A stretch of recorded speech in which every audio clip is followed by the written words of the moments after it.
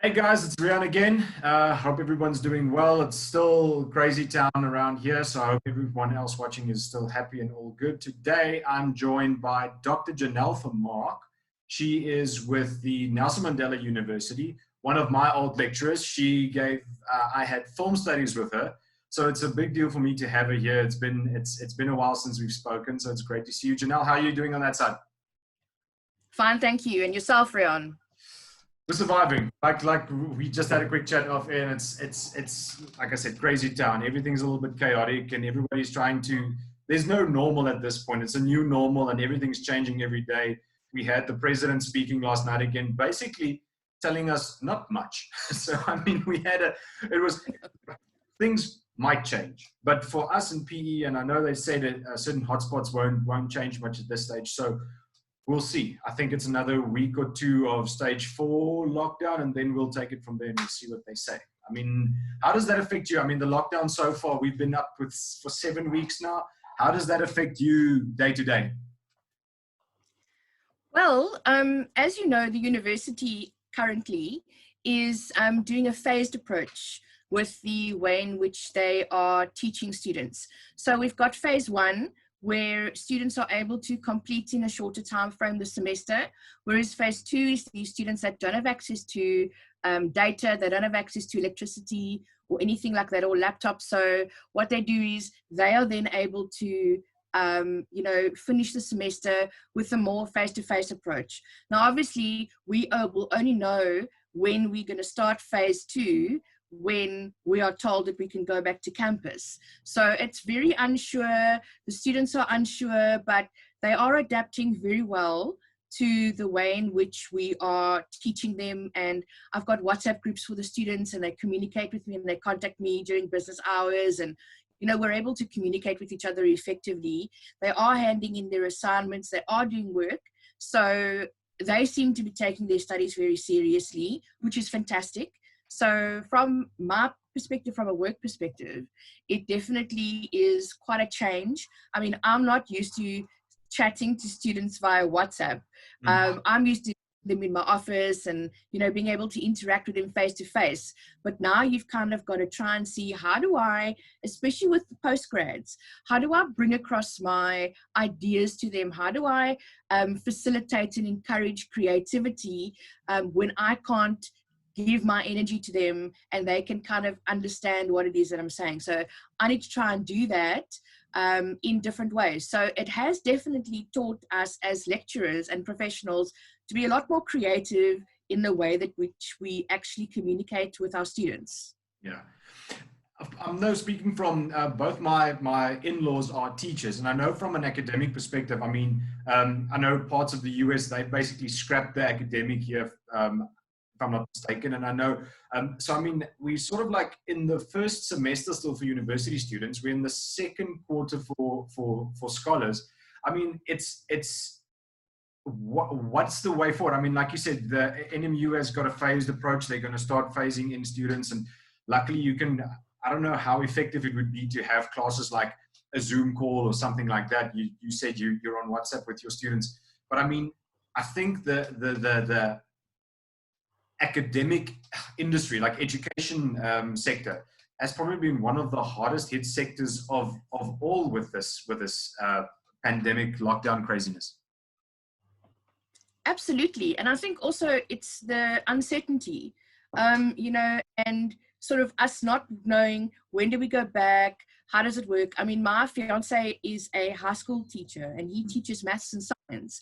How do you teach that online? How do you teach that via WhatsApp or email, for example? So he's also had to learn a lot of new techniques on how to actually bring across your ideas. Fortunately, they've got a very set curriculum. So they work from textbooks, and the kids have got all the textbooks with them.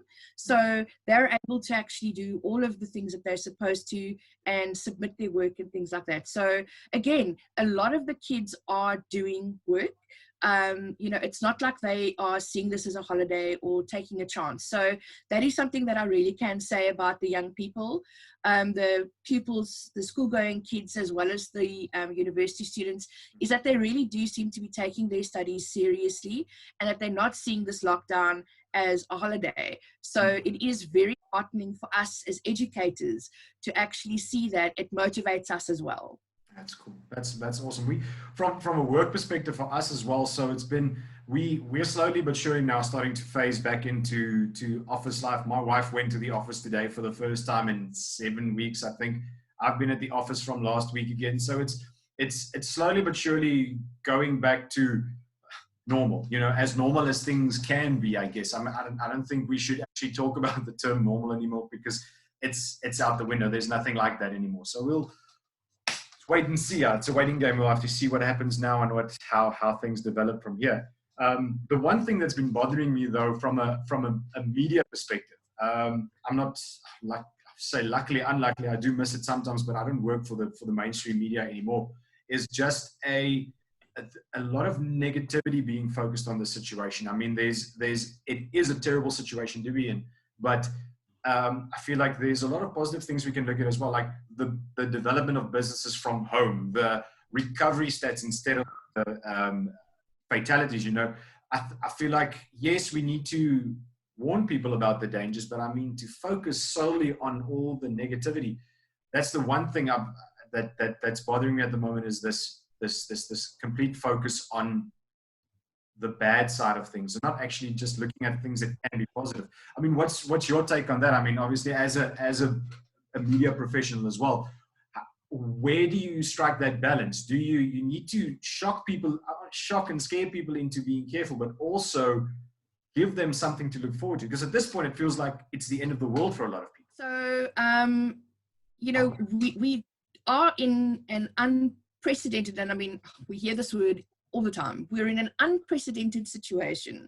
And it definitely also is quite apocalyptic, in the sense of, you know, we see this in movies, the way that, you know, like a film like Pandemic, or, you know, Contagion, you know, we have to be so careful about who we interact with and how the virus can spread. And, you know, so, I mean, at the beginning of the lockdown, honestly, for me, it was such a surreal experience, because I love watching apocalyptic and post-apocalyptic movies.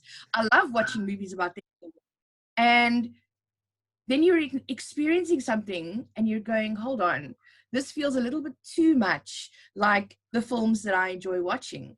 And, you know, the thing is with the media, obviously, they need to communicate, but they also need to communicate in a balanced way. And I know that, but, you know, so for me, it's like, I watch the news, but I try not to watch too much of it, because eventually it is going to get you down, because obviously they are reporting on all the new cases, the new infections, the new deaths, you know, how many people have now gotten the infection today, how much testing has been done. Then you get news about the people that are in poverty, that are looking for food parcels that aren't getting fed, people that don't have any jobs now, they've lost their jobs because of corona. So it's a very scary situation that we're living in. And I think the news media does tend to, in situations like this, as well as, you know, if you watch something like, you know, if there's a terrorist attack or some kind of an attack in London or the UK, then there will be nothing except that, you know, played for days and days and days continuously on the news. And it's because of the fact that we're living in this generation also where we want the news and we want it now. Yeah. So it's not like, you know, in the past where you'll only find out if something happened when you buy the morning paper or the evening paper, you know, or if you receive a letter from someone that was sent 3 weeks ago or a month ago. Now, everything is on demand and we want it and we want it now. So it's kind of like a monster that we've created, in the sense that we are now constantly being bombarded with information. And very often this information is negative. Now, I wouldn't necessarily say negative because, and I use scare quotes primarily because we're being given the reality of the situation, but sometimes it gets spun in such a way that it kind of like creates this whole doom and gloom idea.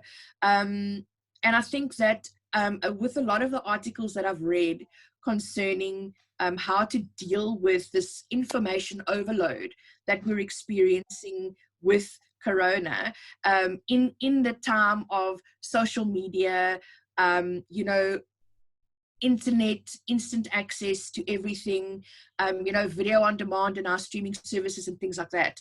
Now what we are doing is we need to now start pulling back a little bit, and we need to start filtering what information we actually want. Because I mean, if you keep your news channels on 24 hours a day, it is not going to be good for your mental health, because you are just going to constantly go, oh my word, more people are sick, oh my word, more people are. And you know, now there's people that have been killed in a bombing here, and this has happened. So it kind of all adds up and adds up. So I think, you know, with regard to the media, I mean, obviously, as someone who teaches media studies as well, media people need to communicate what's going on. But I think nowadays it's up to the user and the consumer to actually now start filtering. You know, I'm only going to watch 2 hours of TV today. I'm only going to read 5 articles online, because we also, and also the thing is, with all the anxiety that we're experiencing, we want something, you know, we want that information, we want that crutch. And so we turn to the media because we trust them. I mean, I love what ENCA is doing, for example, where they've got specific people in specific slots every day. So it's almost like you get to know the people, they become part of your life. You know that at a certain time, for example, like one of my favorite news anchors, Sally Burdett, is going to be on, you know, and then you want to listen to them. And, you know, that it's a way of also making us feel at ease and making us feel less panicked. But unfortunately, there are also going to be those news sources that are going to go, you guys actually need to be worried. And then obviously we have one of the things that really does cause a lot of anxiety and fear is people that are conspiracy theorists, and people are saying, oh no, but coronavirus is a created disease, and you know, it was spread on purpose and all of this nonsense. And unfortunately, people that aren't able to discern between, you know, what is, they're not able to kind of critically look at things and go, I'm not going to believe this because this is a little bit rubbish, and I'm going to look at this because this seems like it's coming from a reputable source. So what happens is people take in all this information, and they're unable to also, once they've received it, sort it into what should I really be paying attention to and what should I not be paying attention to. And everything gets paid attention to, and that is what causes this overload and the sense of anxiety and this fear. And then this idea that the media is creating, you know, is just giving us negativity. You said the key word in that for me was reputable, because I mean, you get the term of, I think it was, what was the word last year? I think it was fake news. I mean, it's everywhere. It's something that, my biggest concern is people get their news on their phones, they get it on WhatsApp, they get it on Facebook, they get it wherever, and they just read it and, ooh, this is interesting, let's send it to this one. And 5, 6, 7 people down the line, you don't know where this information came from, but you got it from someone that you trust. So now all of a sudden you go into panic stations because all of a sudden you got this news from your friend, but 7 people down the line didn't fact check. That's my biggest concern, because I mean, you've got all this, you've got, like you said, you've already got an information overload of good news. Not good news, I mean of good sources that give you, that's yes, information. And then here from the side, you get all these people that are spreading nonsense and making up conspiracy theories. I mean, one of the examples with Corona specifically is, I've heard that you show symptoms within 4 hours. I've heard it takes 14 days. I don't know. I just know if I was outside, stay inside for a week. If you get a cough, then just, see your doctor. But I mean, it's filtering that and double checking things. And I mean, I get messages on a daily basis of, oh, government's doing this, oh, someone's doing that. And it's simple enough to basically just do a Google search, find one of your reputable sources like an ENCA, like a News 24, whoever that you know is a long-standing media agency, and just check, just double check the facts. Because I mean, there's so much nonsense, and it's very easy to believe what you get if you don't spend the time to actually go and look for it, or if you don't have a background in media, or you don't have an interest in actually doing a bit of legwork and double checking things. If you're just going to take all the information you get and try and process it, you're going to blow your mind, and you're going to blow your mind on bad news. Not bad news in the sense of it's not good to hear it, but also bad news in the sense of it's terrible news sources. I mean, that's my biggest concern, is all this fake news going around at this point. Yeah, but I mean, also, something else that you were talking about with regard to fact checking is that the whole process of fact checking is exhausting, because now I've received fake news. I have the presence of mind to go, I don't believe this, but the person that sent it to me is a friend or a family member, and I want to actually show them that what they've just sent me is rubbish. So now I have to do the labor. I've got to do the work of now finding finding out whether it's fake, sending it back to them and going, this is why you shouldn't be sending this information. So it's so easy to click send, it's so easy to click share, but then people like us that are educated in the media, or that have got the critical mindset to be able to go, this doesn't really kind of sound like it could be right. Like that, what was it called? There was a documentary that recently did a round on Facebook called Plandemic. And that was just absolutely fake news. I mean, it was well produced, but the point is just that the problem is with these things is that they are so believable, and they're done so well, and they're done in a way that is easy to catch people out. So they will be more likely to watch something like that because it's like, oh, conspiracy, as opposed to, okay, here are the facts, here are the stats, this is the news. So and for people like us, who kind of go, I don't really believe this, we are now the ones who are responsible for like telling other people now, listen, that's actually fake news. And that can be completely exhausting.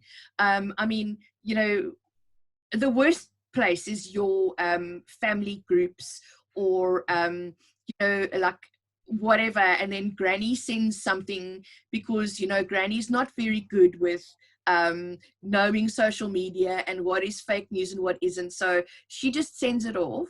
And now the grandkids maybe, or her children, are a lot more savvy when it comes to going, Gran, maybe you shouldn't have posted that. But now Granny's going to go, wow, what do you mean? And then I'm responsible now. She was the one that sent the link. She was the one that did the irresponsible thing. But now it makes it my problem to say to her, this is why it's wrong. So especially in a time like this, when we're being bombarded with information, and while we want to keep things reputable, the unreputable, or like, this kind of shock horror kind of news can also be, it can hook you. It can also be very interesting.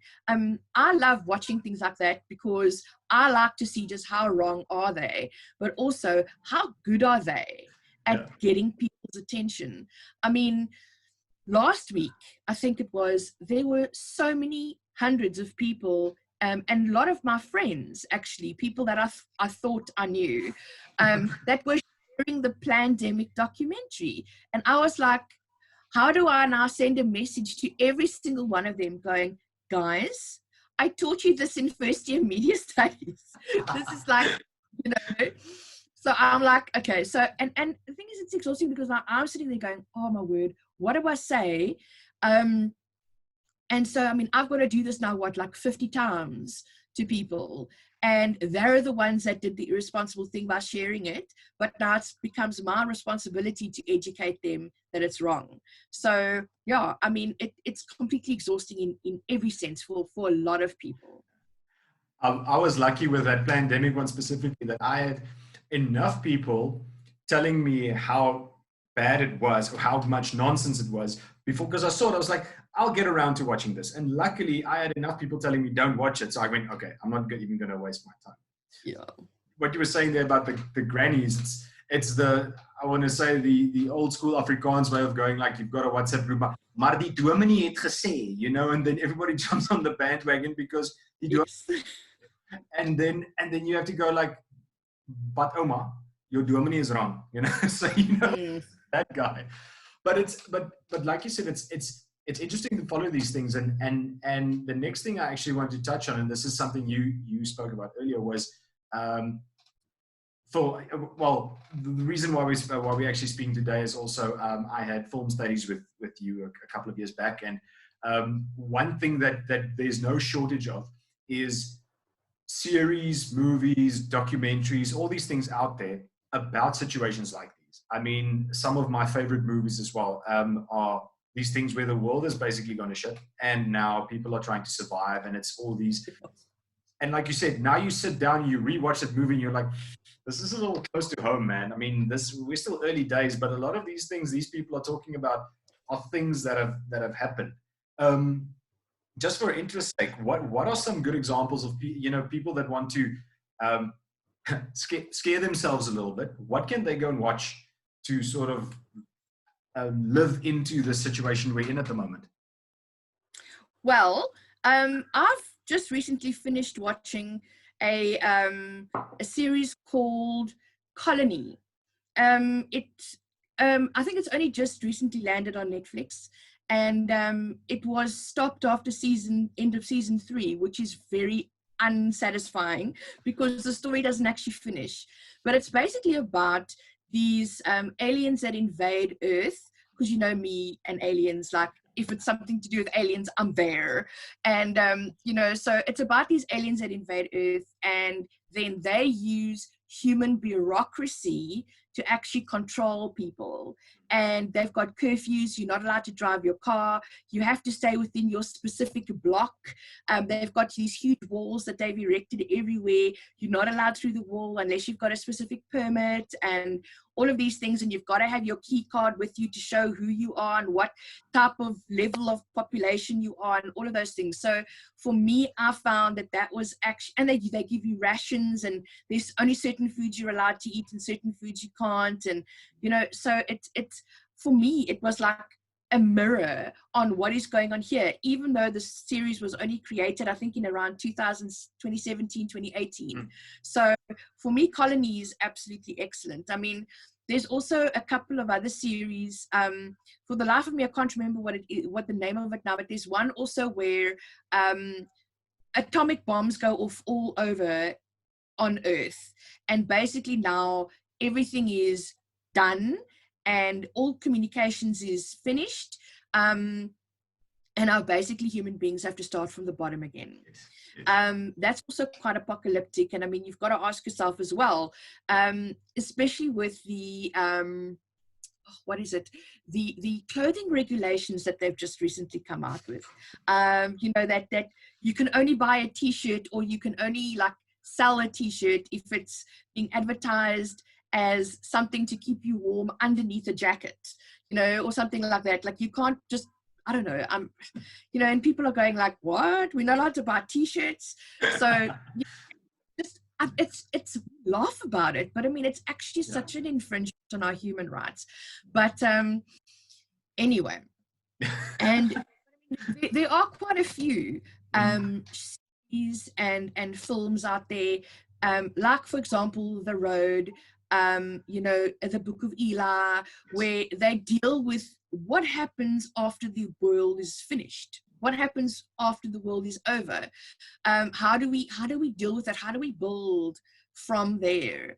And you know, it's all about humans and trying to survive. I mean, I know a lot of people are going to say, but what about things like Walking Dead. And I mean, you could definitely compare, you know, the vampires to, for example, vampires, listen to me, the zombies, vampires, you know, but you can compare this, whatever, you can compare the zombies to an illness, for example. And you can, like, I mean, if you get bitten by a zombie, then you've got to basically just move yourself out of civilization. You know that you're going to turn eventually, and then, you know, you're not going to be who you were before, and you're going to lose your identity. And you know, this virus is doing something similar, in the sense that we are like, what happens to me if I get corona? You know, I mean, I've been watching a lot of news, obviously, you know, to my detriment, because I'm in the media. I need to watch a lot of news, but I've been watching a lot of news, and there are people that have said, you know, that I have gotten coronavirus, I've recovered from it, but there is now still a stigma to me. Like, people know, like, that's the person that had corona, you know, so like, I don't want to go near them in case I get coronavirus, even though this person is completely recovered and they're not carrying any kind of, you know, whatever. But I mean, then I think there was another article that I read about how coronavirus is still present on people who have died, on their corpses for a certain amount of time. And another one, which is quite scary and which links very well with our kind of horror films that always focus on sex and death, is that you can now find traces of coronavirus in the semen of men who are infected with coronavirus. So now, does that mean that coronavirus is now an STD? And that now it changes a lot. You know, I mean, we are so obsessed with, like, I don't want, you know, to be infected by anything. But then again, you know, we are constantly surrounded by viruses. We are constantly fighting them off all the time.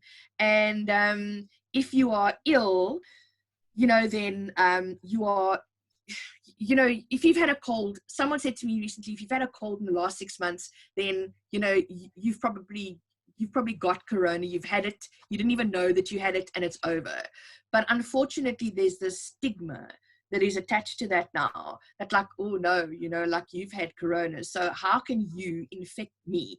And that's the thing about it, is this fear of other people, and this fear of the other, and how corona is something that we've never ever experienced before in the history of whatever. And especially now, where everyone's connected to everybody else electronically. So what's happening is, we are not just spreading the virus, but we're spreading fear as well. And, you know, I mean, I often see posts on Facebook where people are saying things like, you know, every time I go into the shop, then like, I always like look at people, you know, and I'm like, you stay 2 meters away from me. You know what I mean? You don't even know who those people are. You don't know their history. You don't know their background.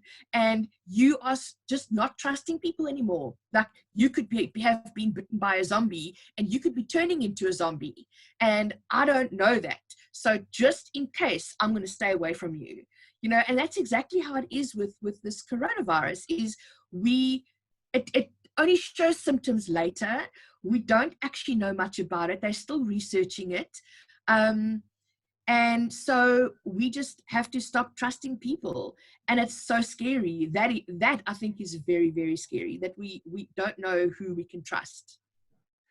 The interesting thing, and from a while you were talking about the films, it actually triggered in my mind, like, for anybody who's big into reading bookworms, you know, you've got something like George Orwell's 1984, which is a build-up of something like this. You've got this completely totalitarian, everybody's watching you, controlling your movements, controlling your thought process. Everything is just being monitored 24/7.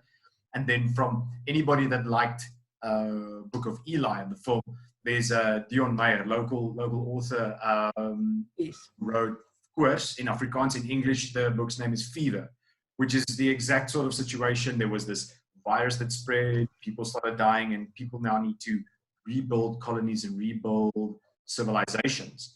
and then you can take it, and what you said now about the coronavirus, which was initially airborne, and now they find traces of it in semen, which is kind of concerning, because now you almost see an evolution in this virus, which now you start going from film perspective into a whole new genre as well of people. Oh, I could be completely wrong. I watched it so long ago. It was World War Z, where it was, yes, where it was people, it was a cure for cancer that turned people into zombies, you know, which was what we're looking at here. It's like a virus that's learning. It's a virus that's developing, and every now and then you hear something new, or someone died of something else, or now it's in semen, soon it'll be in blood, short now. And now you get to that point where, do I bite you? Do you get it? Do you come back? You find it on a corpse. Don't just, let's, you know, we're spreading negativity, because now people are going to go, oh, I don't know. Now people are going to think, you know, what are these two talking about? But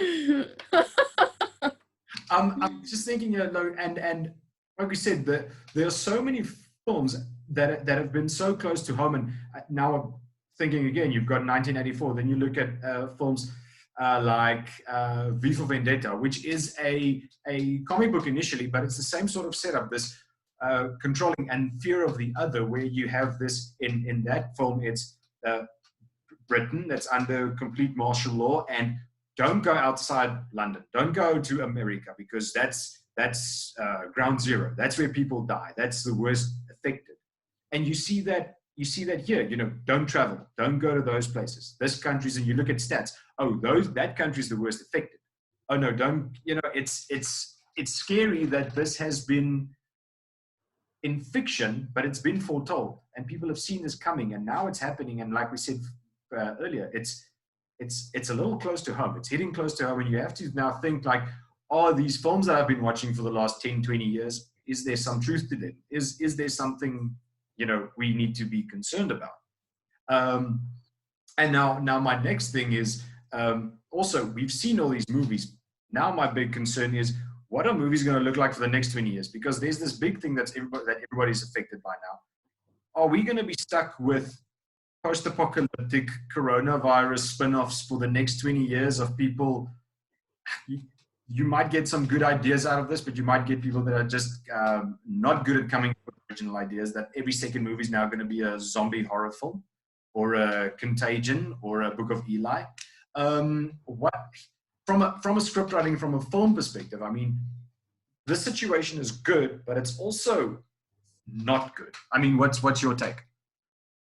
Well, I mean, if you remember, I don't know if you were old enough to remember, in 1999, when we were all so afraid of Y2K, and how all the computers were only programmed to the 31st of December 1999, what was going to happen on the 1st of January 2000? And you know, I'm giving my age away here, but I matriculated in 99. So, you know, we liked to call ourselves the lost generation, not the last generation. And, you know, there were so many films that came out just before and just after that had to deal with the end of the world. You know, things like Your Deep Impact and Armageddon, those kind of movies about the end of the world. And humanity, I think, has been obsessed for a long time, or not obsessed, but like very interested in what would happen if the world would come to an end. I mean, if you look at things like movies like The Core, films where, you know, nature takes over, like M. Night Shyamalan's The Happening, where it's, you know, things beyond our control that actually happen. I mean, you were talking about the virus that mutates. I mean, that's like I Am Legend as well.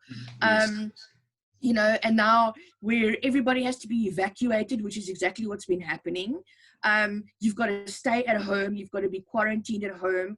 You're not allowed to go out during the time. And, you know, so all of this has been happening.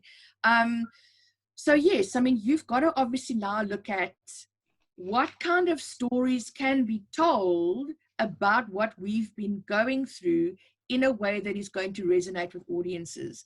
And obviously, we're going to have the end of the world scenario movies, because people love that.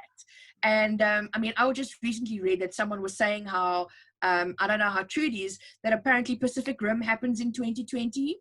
And so, you know, if it's not Corona, then it's going to be the kaiju, you know. I mean, the thing is just that we also need to think about, and I mean, unfortunately, nowadays, the mainstream film industry has lost a lot of originality.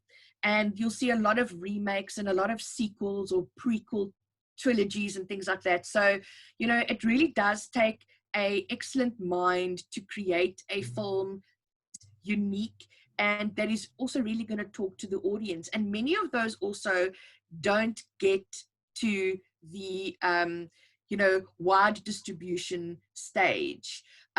These ones are usually made by your independent studios, and you know, things like the big production companies and the big distribution houses, they don't necessarily pick them up because they don't have that multi-million dollar budget attached to them with all the special effects and things that are going to wow the people.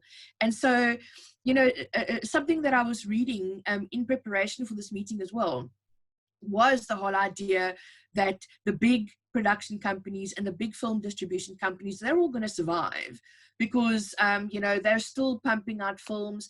They don't necessarily have to distribute them now or exhibit them in cinemas. They can do it via streaming and people will still watch. But I was reading that apparently, you know, a lot of the smaller independent film studios and things like that, they're the ones that are going to suffer. And oftentimes they're the ones that come up with the more original story ideas. So we are going to need to, if we want to kind of keep the film industry alive, is we are going to need to support more of the independent filmmakers. And unfortunately, you know, we are controlled in what we watch and what gets offered to us. I mean, you aren't going to look at a menu and go, no, but I want to order something that's not on the menu. You are only going to order what's on the menu. And who decides what's on the menu? So, you know, it's all about restrictions and it's all about censorship and what movies are going to do well in what audience.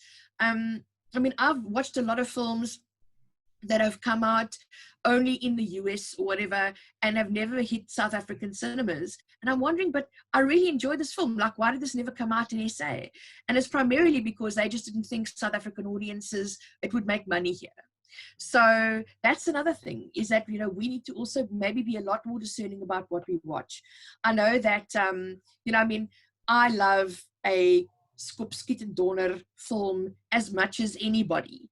But, you know, I also do love the kinds of films that come out at Cannes and things like that, that, you know, really make you think and do that. But you see, the thing now with the coronavirus is that we're so traumatized by this whole situation.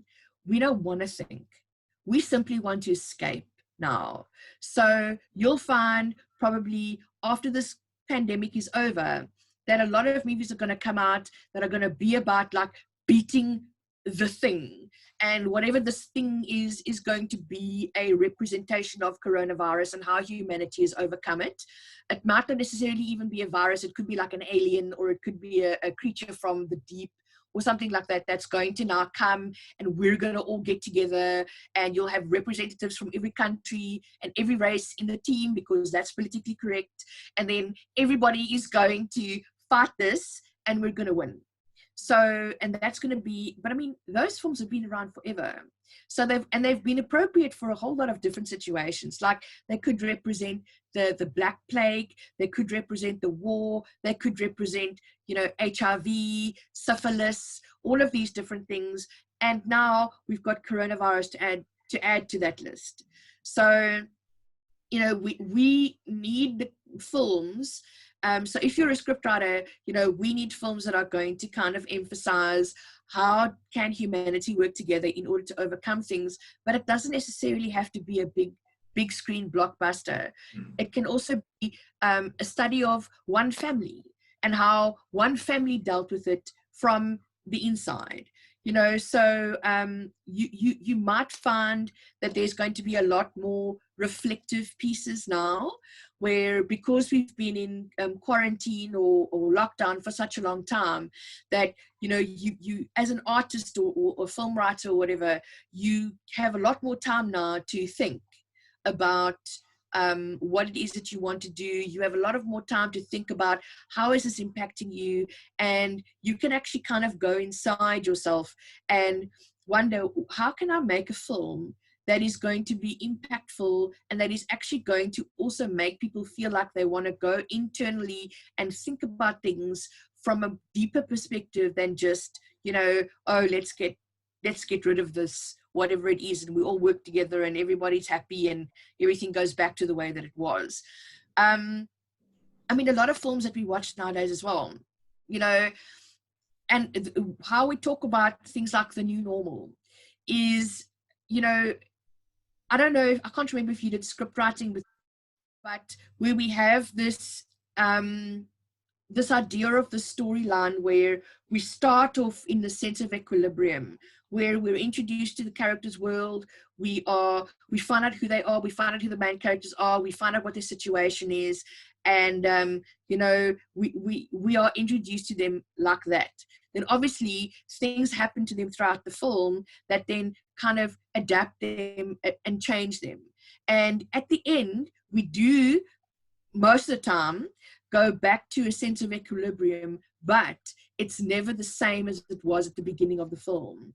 And so, you know, it's going to be the same for us in the sense of how we're experiencing coronavirus and how everyone's going, oh, I just wish things would go back to the way that they were, but they won't.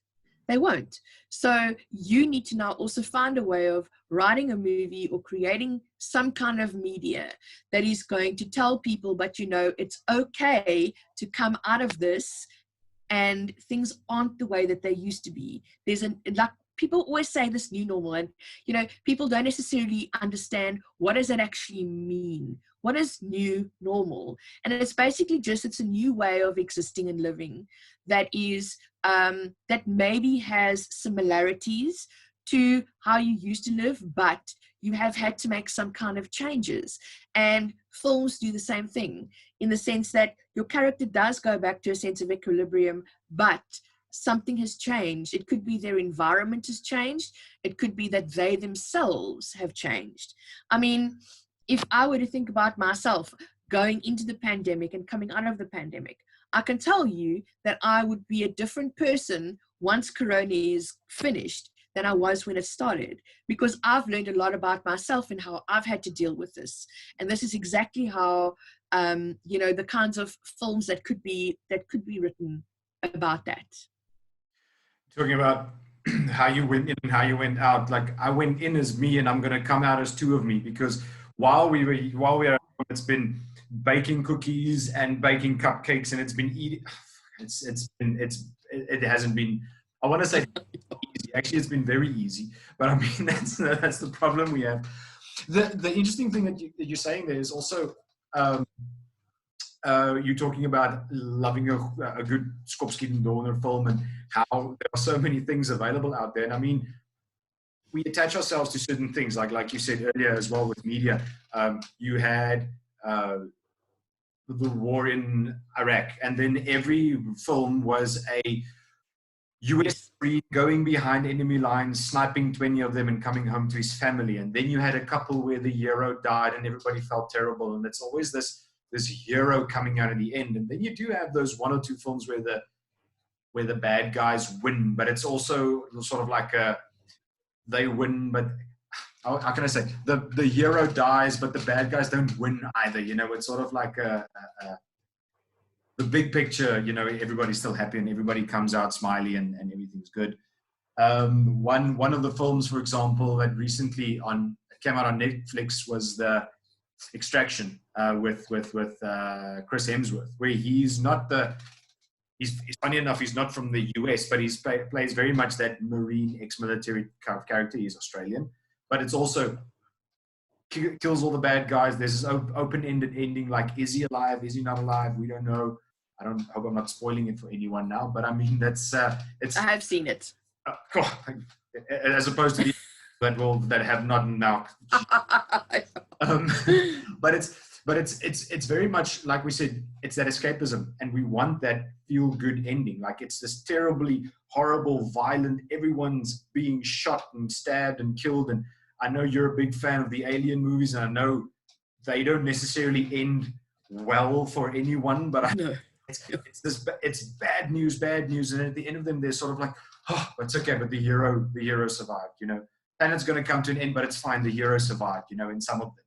The same with the Terminator films, you know. It's always this massive struggle, but it's okay, you know. They'll make it. And you know, they like I said, that escapism. People want that feel good feeling. They want to know everything's going to be okay, you know, and everything's. I've got with Netflix now, and with my 3-year-old son here, we've been watching a lot of animations, and it's actually it starts bugging you after a while, but it's actually fun to see where the what's the one thing that Charlie watches? PJ Masks, which is, yeah, anybody that has kids that's seen it, it's fun for the first 3 episodes, and then it just gets, yeah. Their biggest concern is the villain coming into town and stealing all the toys, you know, and that's the end of the world for these children, and that's terrible. Whereas, which is the exact same theme as aliens coming in, taking over the world. It's just a lot more violent. So I mean, we sort of like see that from kids shows already, where it's this massive crisis. It's not a massive crisis, but for the kids, it's enormous. And at the end of the day, the heroes triumph, and everybody's happy, and it's feel good. It's great, you know. So I do see the need for that, but I also want to see something that's realistic, you know, where the hero doesn't overcome all the odds, where you do know that there's going to be a bad ending, and that you want to be sort of like, what's the thing, like shocked into a realization that it's not always all good, you know. There are sometimes bad things happening, and I mean, there's bad things happening all the time, but it doesn't always end well for everyone. I mean, I'm trying to think of an example now, but I'm drawing a blank now on films that actually has a sort of like a shock where there's no real winner. What kind of, can you think of something like that, where it's oh, it seems like they're going to win, but then at the end, sort of like, oh, not really. Like The Thing. I know it's quite an old film, but with The Thing as well, like, you don't actually know, is the thing alive, and is it now the dog, for example. So does the horror continue past the film? And you know, the thing is, a lot of movies also, you know, they're set in a fantasy world. And I'm not talking fantasy as in like, you know, Lord of the Rings or whatever. I'm talking fantasy as in it's separate from the world that we live in. So it's easy for us to go into the cinema or to turn on the TV and go and watch a film or a TV series set in this fictional place, and then turn off the TV, and then we return to our own comfortable home. But the thing is also, if we're in a state of trauma like we are at the moment, you know, you then want to actually go away from it, go somewhere that is a created world, for example, and actually go into that world and then kind of leave your world behind for a while. But, you know, talking about endings, I was actually going to say to you that I always tell my students, don't write a good ending, write a satisfying ending. So don't write an ending where like everyone's happy at the end, and you know, it's just a happy ending and we all feel good afterwards. You know, rather write an ending that ties up all the loose ends of the story and that finishes the story, but that doesn't necessarily leave everyone going, oh yay, that's so happy, oh my word, I'm so glad I watched this film, like I can go home and sleep now. You know, I mean, a film that does this well is also, and this is also like an invasion kind of film, is Cloverfield.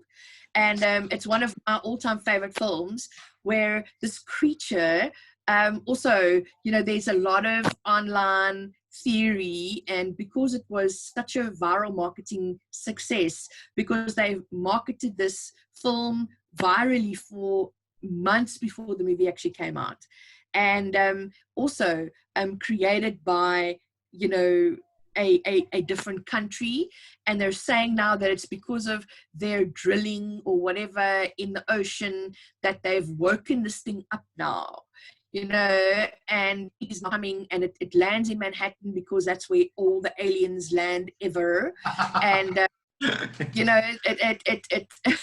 it lands there, and it just starts creating havoc, and nobody knows who or what or where it comes from.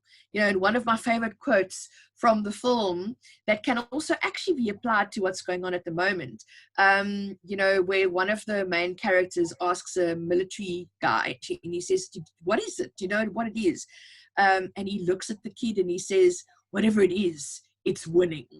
You know, and like you don't actually know what this thing is. It's this big monster, and then you think that it's destroyed because the government uses all their bombs and they bomb it, but then it turns out that it's not destroyed, and it turns out that there might be more than one, and that they didn't actually know. There might be. I know that there's a lot of, like, I'll probably be like bombed for this, but I know that there's a lot of theory that there might have been two monsters, because how could the second monster be in that place so quickly after it was bombed in this place? So anyway, theories. Fan theories. Let's not even go talk about fans.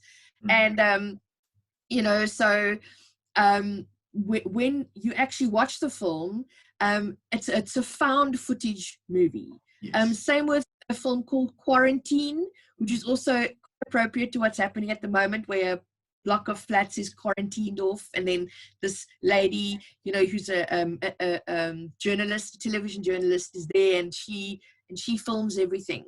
But going back to Cloverfield, how, you know, we kind of live in a world where when things like this happen, you know, you always have to have an ending where the monster is destroyed.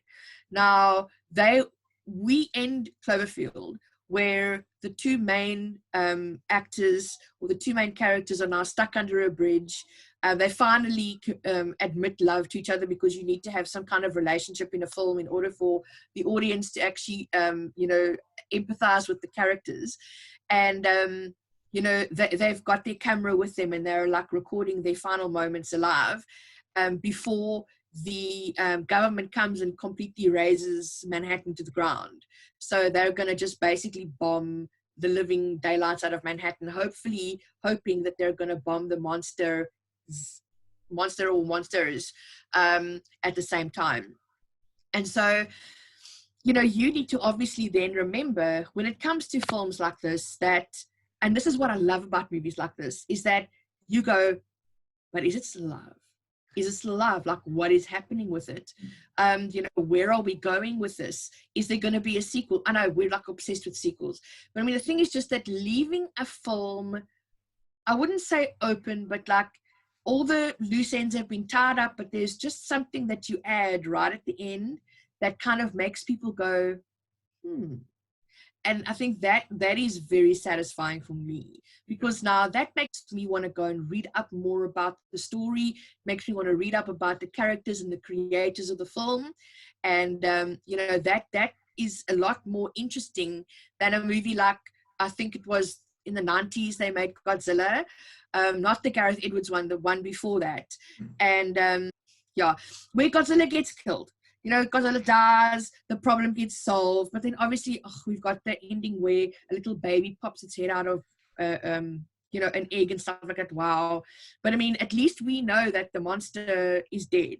But again, you know, it's this feeling of, you know, like, okay, we've done it, it's all over.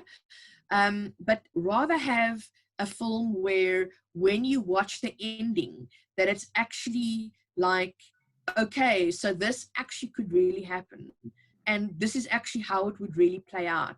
Because there's a lot of movies out there that, and television series, and a whole lot of media artifacts or creations where it's an unrealistic ending, in the sense that it feels like it has to push to be have a positive kind of, it needs to make us feel positive. It has to have a positive vibe.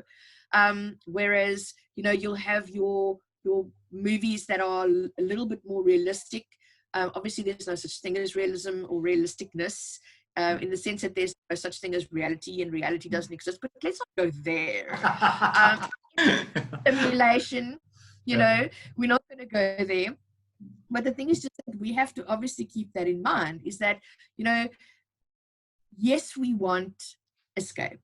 Yes, we want to go into a world where the bad thing gets eradicated and we're able to survive, and mankind can carry on, or whoever your main protagonist can carry on, and the antagonistic, whatever it is gone, for now, but is gone. And you know, we kind of need to remember that the world isn't like that, but we do need to be able to watch films like that in order for us to feel, even if it's for a few hours, that the world is like that. It's when you mentioned Cloverfield, I was like, yes, that's the example, because I mean, I've never been a big fan of like you think back, I think one of the first ones was like Blair Witch, with the found, like you said, the found footage films. Yes. But what I loved about Cloverfield was this, there's no information. It's like these people filming their holiday or whatever. All of a sudden, there's this chaos that no one knows what really happened. No one knows what's going on. You get like one glimpse of the enemy, the monster, and then the people die. So there's not enough information, and there's no good ending. But you sort of like caught up in this thing, and that's what made it, well, realistic in the sense of, you know, I say in the context of alien invasion, but I mean realistic that this is what would happen if something like this actually happened. You, the person on the street, wouldn't know where this thing came from. You wouldn't know what's happening around you. All you're doing is, oh, there's an extraction point, or there's a safe house or whatever. Get to this point, and then we'll find out what's happening. And that's what it revolves around. And then you get there and you realize, but, oh, this isn't the end. Now we need to go to point B. Now we need to, oh, point B's been bombed. Okay, let's go to plan C, plan whatever. And I really enjoyed it from that perspective. And like you said, it leaves you that it's engaging after the fact. So now you go like, ooh, I'm going to watch it again because maybe I missed something. Okay, I didn't miss something, but let's go read up about it. Is there, like you said, two monsters? Is there an end? Do we find out what eventually happened? Who are these people? And I think that's something that film achieved. You know, they did it right. You know, they did it well in that sense that this is, you know, you've got the limited information, but you're sort of like, I think I actually went and watched that at the cinemas, and when the credits start rolling, you're sitting there and you go like, okay, so and then, you know. And it's not like the Avengers where you sit through the credits and then something happens again and number 2 is coming. Yes, we're happy, you know. But it's that you sort of leave that going. Me and my brother always jokes like, I feel dirty. You walk out there like, I'm not sure if I like that. I liked it, but did I like it? Leave there going like, okay, I need to watch it again. I need to do this. I need to now. It sort of like moves you forward, you know, without giving you closure, but you go like, okay, I need to find out what's happening next. And I haven't actually seen anything since, well, I say since then, I've watched a lot of films, but I mean, there are very few, lately, I haven't seen a lot of films that actually gripped me in such a way that you go afterwards, you go like, ooh, I want to know more about this. I want to see more. I've actually been, I don't know, I'd like to find something like that again and go, ooh, you know, this was amazing. I want to sit back and I want to watch this again, or this is going to make me look for the sequel or wait for the sequel, or maybe find the book that the movie is based on and read that, you know. So, I mean, I don't know. Do you have any from now, like I said, now again, the situation we're in, we've spoken about some films. What's your I know you personally, big horror movie buff and horror and thrillers and that sort of thing. Give us your at home watching list now. Like, people are now at home. I don't necessarily want people to feel good. I want people to watch a good movie, whether it freaks them out or not. what's your top 5 or top 10 watch list? I know Aliens in there. What are some of the other ones that you want people to watch? The kinds of films that you want to watch that sort of make you feel, that make you think. I would definitely put Alien, obviously. Cloverfield is definitely one of them, because that's the kind of movie that really made me go, wow. Because, I mean, look, I would say, so if you are looking at something from a found footage perspective, if you can see past the poor acting, then definitely the original Blair Witch Project.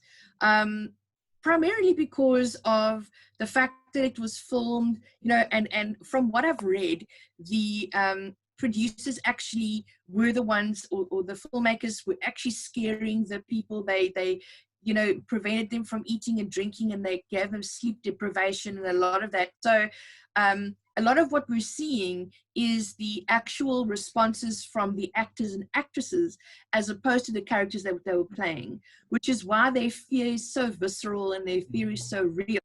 And that is why you really can feel like you can connect with those characters. I think it's also just the whole idea of this, what is out there.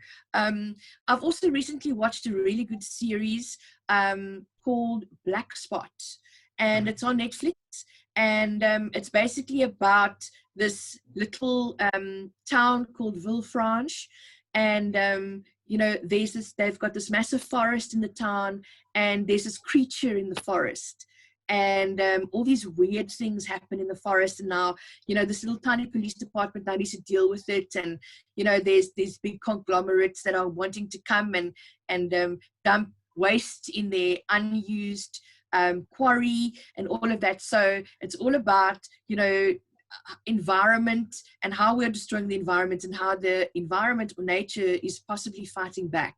So that's a very, very good one. Black Spot is very, very good. I would also say, from my perspective, Colony is very good. I know that a lot of people, I mean, I love Josh Holloway, and he's the main actor in this, and I got into it immediately. I was like, what is this? Like, I need to know what this is. The moment that it started on Netflix, I was like, how have they not made a season 4? But hopefully now that a lot more people are watching, maybe Netflix will take on season 4. There are a lot of films out there that kind of get you thinking. I really need to think about it. I could possibly provide you with a list, just to kind of get you to people to go, I need to think beyond just the happy ending, and I need to think more along the lines of, how would this end if this was in the real world? Yes. How would this end if we were, if I was the main character, what would happen? Like, I mean, if I was the main character, I would die probably in the first 5 minutes. So I'm so unfit, and I can't run. I watch these films, and everyone's running, and I'm like, how are they running? I would be like, monster, just take me now, just get it over with. But and it's just, I think to myself, in an apocalypse, you gotta be really fit. So I don't think I wouldn't survive, unless, of course, I was a mastermind, or I was, working in a secure, black site bunker type thing, then I would be fine. But as long as I don't have to run or fight an alien, I think, or whatever, I think I'll be okay. Because if you think about it, all of these actors and actresses are always so fit, and they're so healthy, and they lithe, and they're ready to run, and I'm going damn, no. So yeah, someone was saying how, if there was a zombie apocalypse, they really hope that the zombies will be like the ones in The Walking Dead, where they're really slow, instead of the ones in World War Z that run. They would never be able to run away from those zombies. They would just be assimilated completely and utterly. There was this joke I saw a while back. The one thing, it's terrible, but the one thing that Corona's been good for is memes and jokes and things doing the rounds. And the one thing I Yes. was one that I found very entertaining was I don't go like, girl, look at your man and see if he has post-apocalyptic warlord potential, you know, because that's what what you need at this stage. Like you said, is the people you surround you with, are they the ones that are just going to offer themselves up and die, or are they the ones you can actually go to a block of flats, give them a gun and say, okay, let's survive this shit, you know, let's see. So that was yeah, it's like I said, it's the one thing it's been good for with jokes. You sort of laugh at them and you feel like, I shouldn't be laughing at this, but you know, it's funny. So maybe I'm not going to share this to my church group, but I might share it to that one friend I know who's got a dog. So. But I mean, I think the same is just you know, when it comes to tragedy or trauma like we are dealing with now. People have always found humor in a situation, because, you know, someone said to me once, if I don't laugh, I'll cry. So I'd rather laugh about something and cry about something. And memes are a way of helping us process very serious things in a humorous way. So I think that, you know, this whole thing of memes over the last few years has become more about, wow, I can relate to that, as opposed to, oh, that's just so funny, you know. So I mean, at first memes were just like, you know, cat photographs and things like that, and sharing emojis and stuff like that, and, you know, your trolls.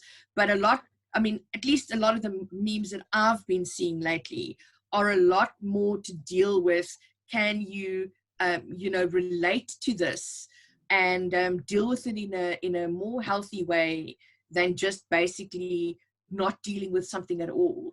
So yeah, I mean, I agree with you completely. I love the memes that have been coming out.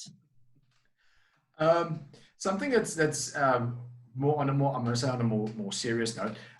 Something that I was wondering about and that I wanted to check with you as well is with just to get your opinion on it, the film industry. Obviously now we're in the situation, yes, something like this is great for story ideas, for movies that people want to write, or that sort of thing. But how do you see this affecting the current movie, the current cinema industry, if I can put it like that? The movie industry is obviously, a lot of films had to be pushed back. Things like, for example, yes, films that were in the process, they were either being planned, you know, pre-production, they're either in production, had to stop, or they've been finished and we have release dates, people are anticipating, and then the world stopped. What are some, you know, obviously from a financial standpoint, that's going to hit a lot of people. From an interest standpoint, it's going to affect a lot of movies, because I think one example is something that my wife specifically was looking forward to, was the release of the live action Mulan film. I know that's now yes. For example, that was something that was highly anticipated, and now obviously, at least in South Africa, that's now been pushed back. So now people are going to lose interest. Now something new is going to come along. How is that affected from I want to say from a real world perspective? How has that affected the film industry? Well, I mean, you know, if you look at it, South African cinemas closed on the 24th of March, and they haven't opened. So we've had to find entertainment somewhere else other than movies. Now, obviously, your Ster-Kinekor and your New Metro are going to survive because they are massive. So we're very, very lucky about that. And I mean, obviously, the massive studios, you know, in America, like your Paramount and Universal and Disney, they are, like you said, they're pushing back their dates. And they're postponing their dates because they want to be able to make a little bit of money, because, you know, they make their money through ticket sales and merchandise and things like that. So, you know, I mean, like you were saying, Mulan, the latest James Bond film, the Black Widow, and all the other MCU releases, Candyman, things like that.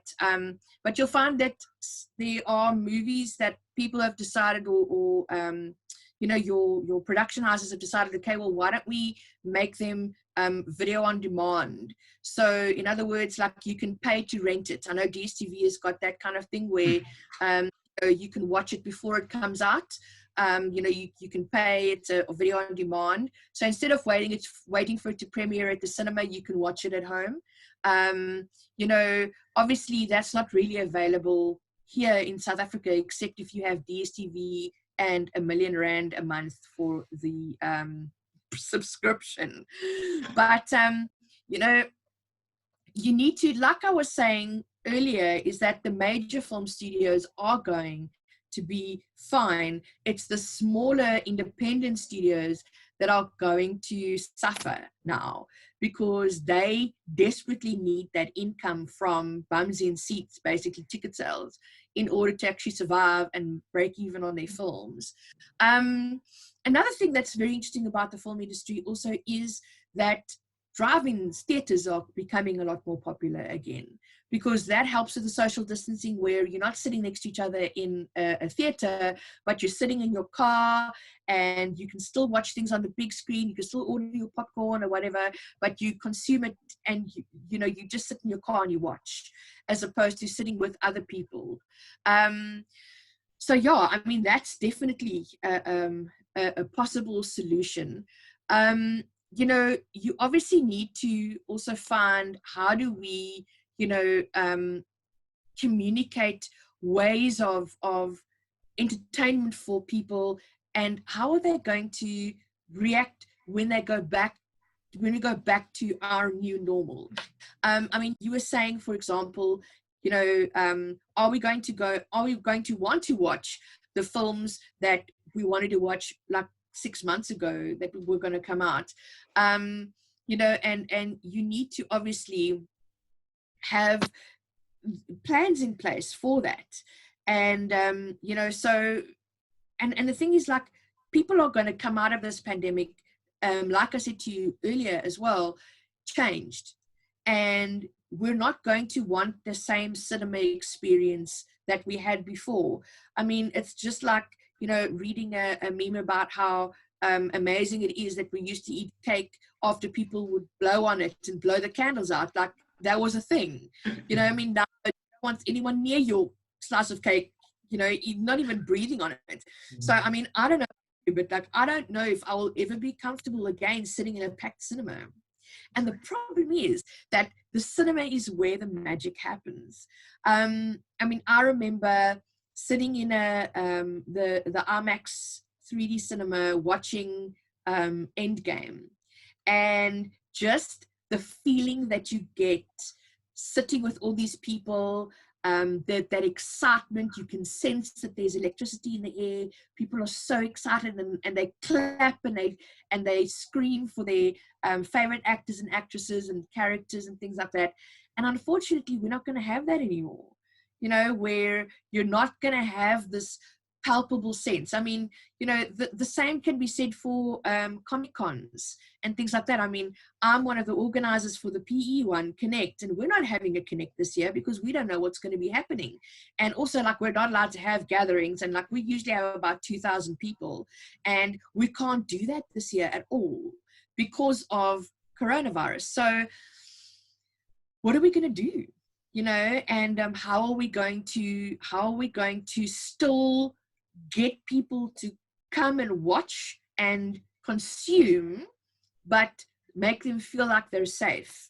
I'm getting married in December, and there's this whole thing that they're trying to do now with a virtual bridal fair.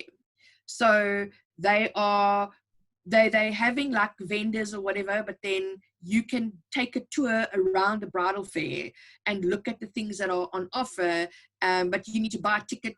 And then I don't know how it's going to work. Like, is it going to be a camera that takes you around or whatever? But that's how things are going to be more and more, is that we're going to be experiencing things more and more from a screen, as opposed to actually being there to experience it. And that needs to be, I think, emphasized a lot more when it comes to going to go and watch films.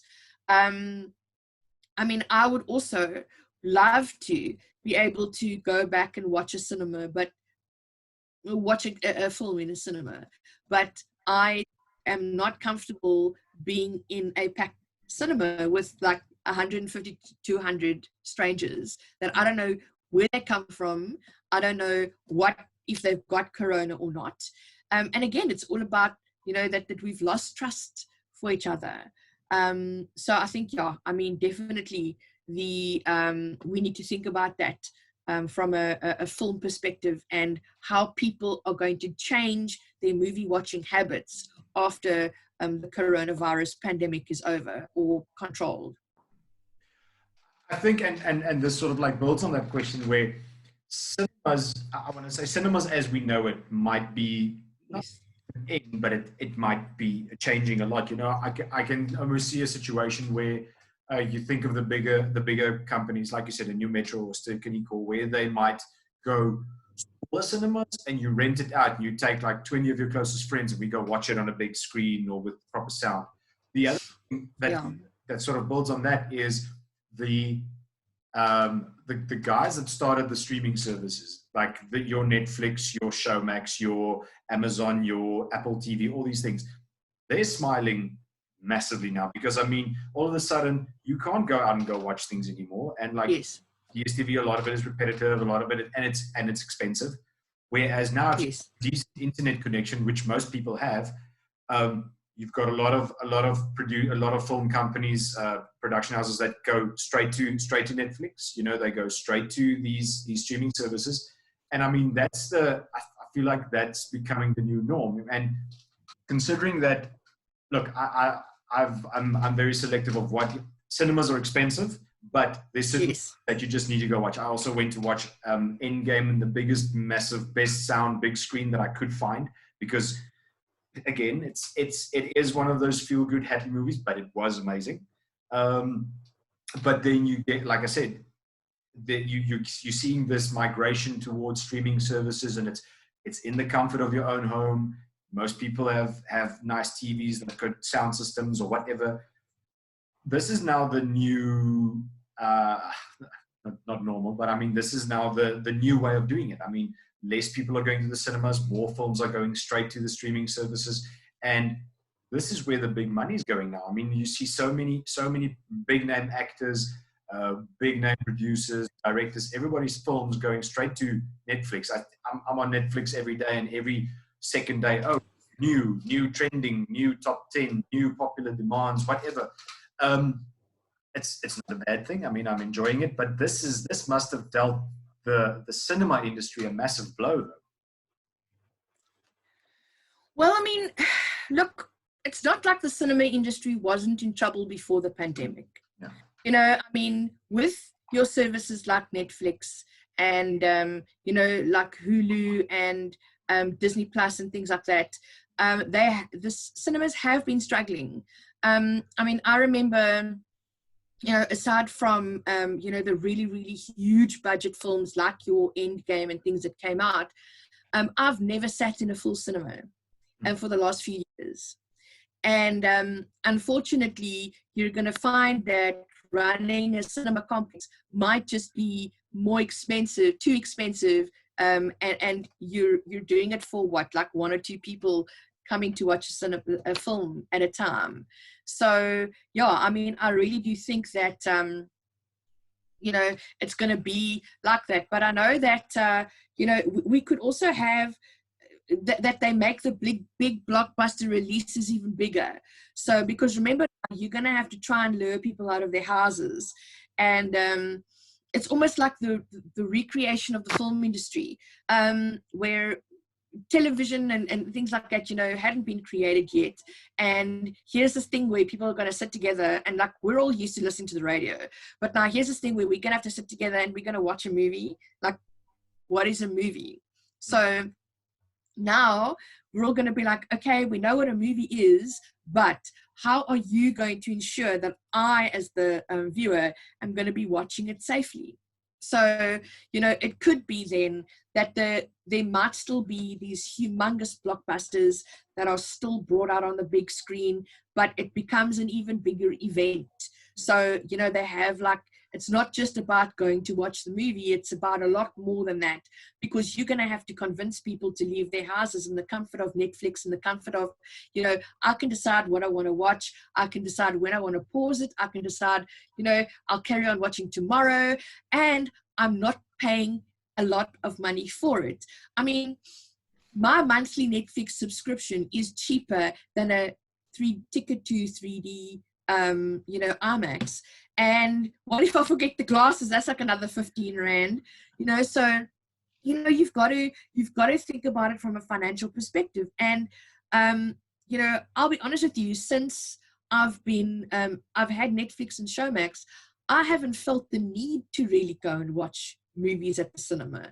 I mean, obviously, you know, as a film viewer and a film teacher, I do enjoy going. But for me, it's a far more pleasant experience sitting at home and watching a film on my terms. Because when you are watching a movie in the cinema, you're watching it according to the cinema's terms.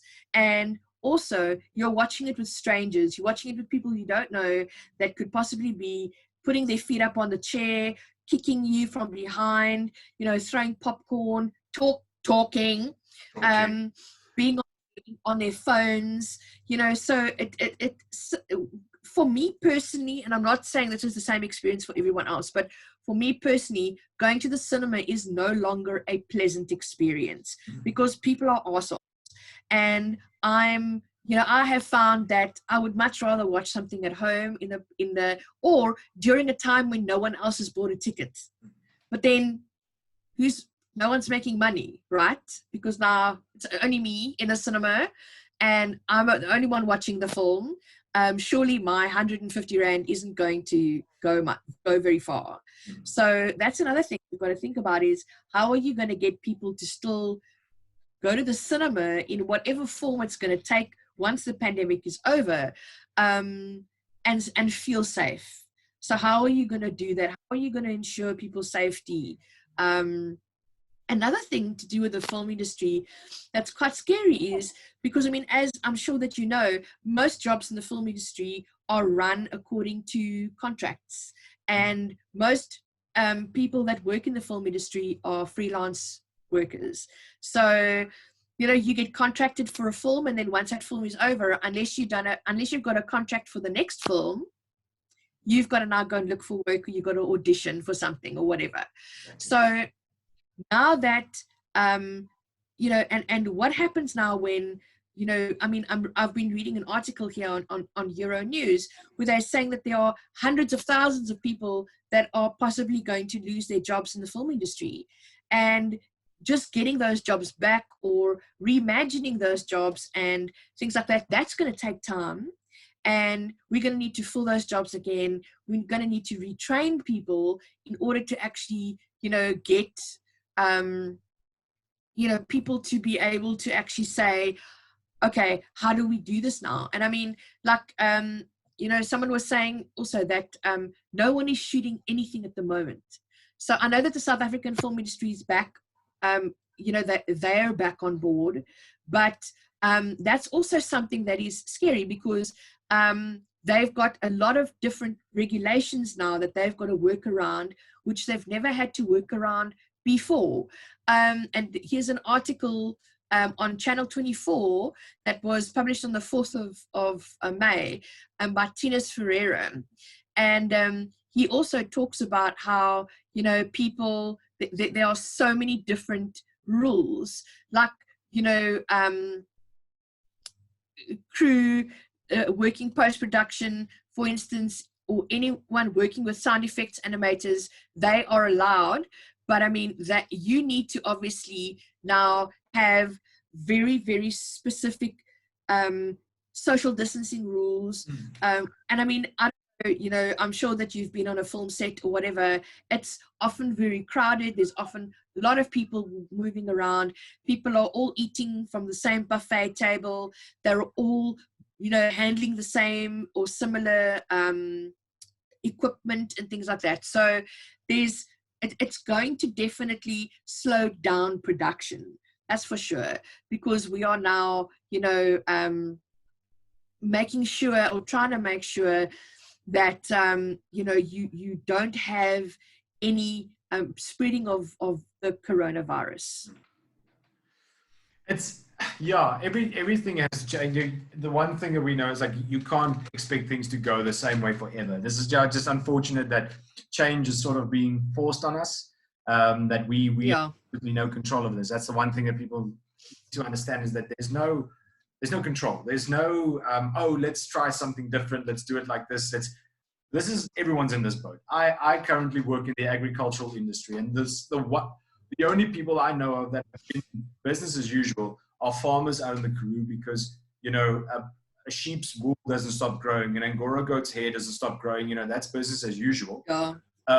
It's just like the I want to say the city side of things. Your auctions are struggling, your business, your marketing, all these things are the things that have had to come to a standstill. But I mean, it's with all industries, including the film industry, things will have to be relooked. Things will have to change. Things will have to adapt. It's the old saying, adapt or die. I mean, it's as simple as that. If you don't change, you're not going to survive. It's that simple. Yeah.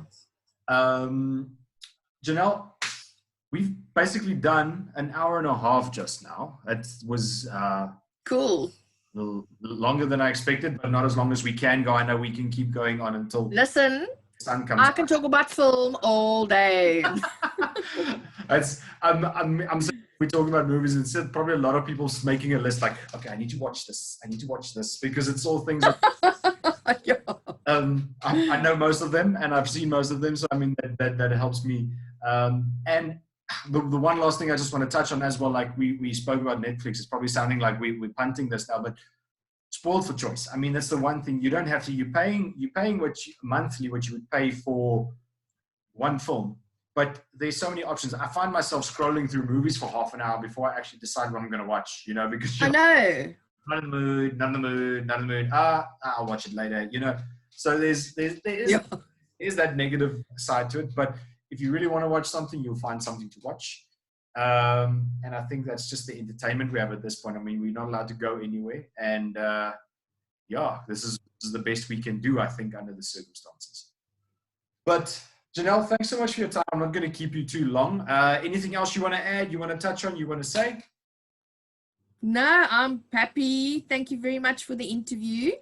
And I will definitely think about the films that make you think, and I will send you a list that you can maybe just add.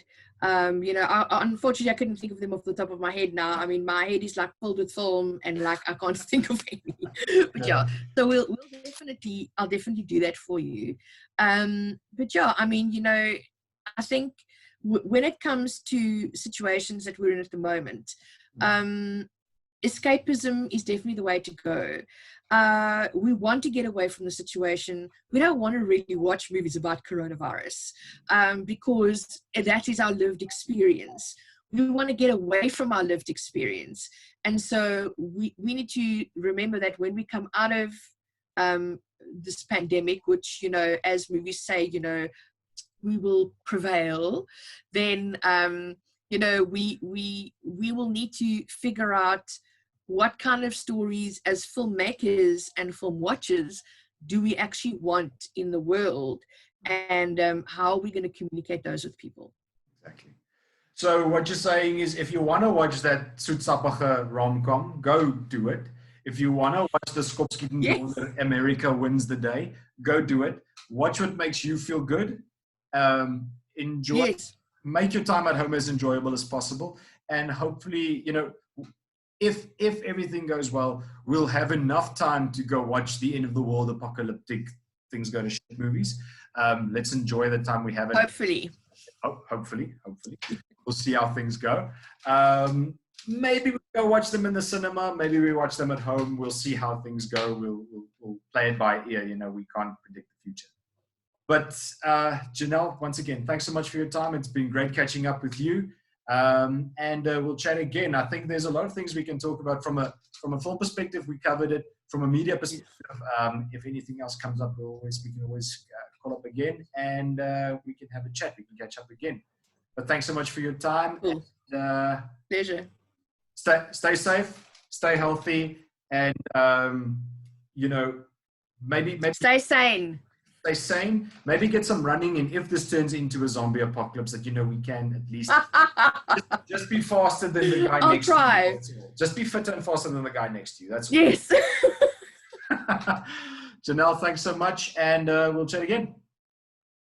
Cool. Bye, Rian.